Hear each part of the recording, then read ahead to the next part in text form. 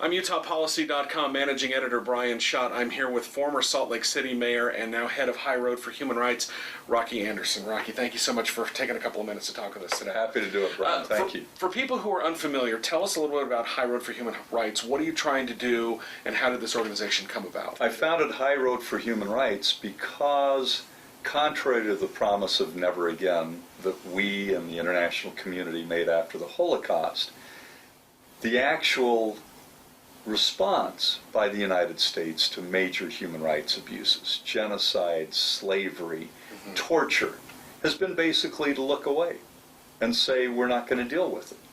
2 million people killed in Cambodia, 200,000 Bosnians and 2 million people run off, the continuing genocide in the Sudan. It's gone on and on. Rwanda, 800,000 people killed in 100 days, and President Clinton and his administration sat on their hands, as did Congress. And the lesson to be learned is that the leadership isn't going to be, on the whole, by our elected officials. It's going to be, as in every major movement in this country, it's got to come from us. So how do you measure success? Do you have any metrics that you have Yes. that you're measuring the success of this organization? Ultimately, success is change in the real world. Do we get Congress to stop torture and to restore the rule of law in a country that is vastly different now than it was 10 years ago in terms of checks and balances, accountability for violations of the law, war crimes, violations of our Domestic War Crimes Act, as well as numerous international treaties? Have we made changes in U.S. policies that positively impacts slavery in this world, both labor and sex slavery? There are now more slaves in the world than ever in human history. And the United States could make an enormous difference providing the international leadership. We could have done it in every one of these instances. If the Clinton administration had gone to the United Nations and said, we need to stop what's going on in Rwanda in 1994, that genocide would have been over. So what the Clinton administration was looking for, and his national security advisor, Anthony Lake, made it very clear.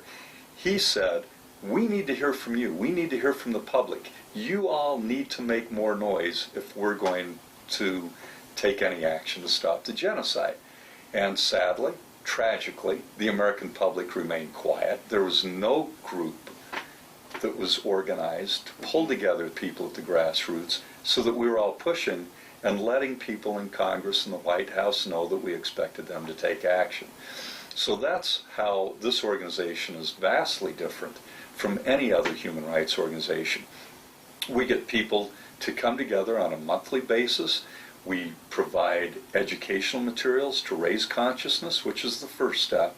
And then secondly, to provide tools to High Road members for them to take the kinds of actions that, in coordination with others around the country, will make the difference. But one could argue, just to play the devil's advocate, that not much has changed since the Bush administration with their the memos allowing torture. The Obama administration really hasn't done much to change that. We still have detainees down at Gitmo. I mean, these things are not changing. These policies are still being perpetuated. That's right, and it's not going to happen overnight. But I can tell you, High Road for Human Rights has taken a principled stand. We've been as critical of the Obama administration as we were the Bush administration.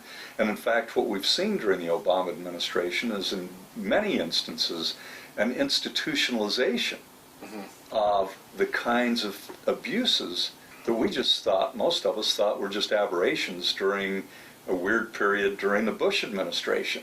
But when you have the executive branch going into the courts and asserting the state secrets doctrine, so you knock the courts out as a check on abuses of power by the executive branch, that's a frightening thing. That's no longer a republic, that's a tyranny.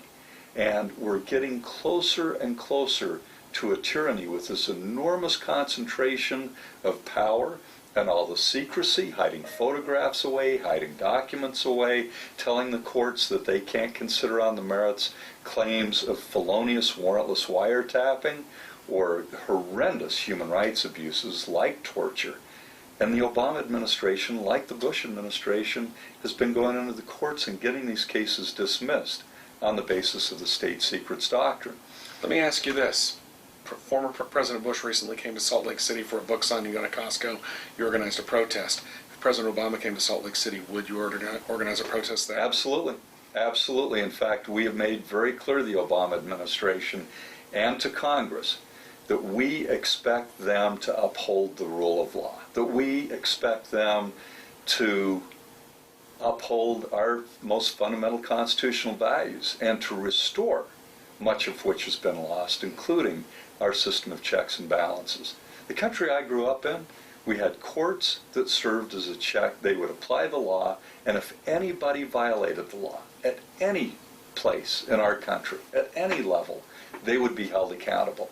Now, any longer, they're not held accountable. And without accountability, there is no rule of law. There are no checks and balances.